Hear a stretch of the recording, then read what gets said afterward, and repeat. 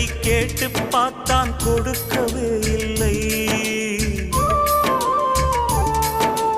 காளை முகத்தை கடைசி வரை அவ பார்க்கவே இல்லை. இருந்த போது ஏற்க மறுத்தாள், அதுதான் பிடிவாதம். இருந்த போது ஏற்க மறுத்தாள், அதுதான் பிடிவாதம். அவன் பிரிந்த போது பார்க்க துடித்தாள், அந்தோ பரிதாபம். பிரிவே காதலின் தண்டனையா, காதல் தோல்விய வேதனையா?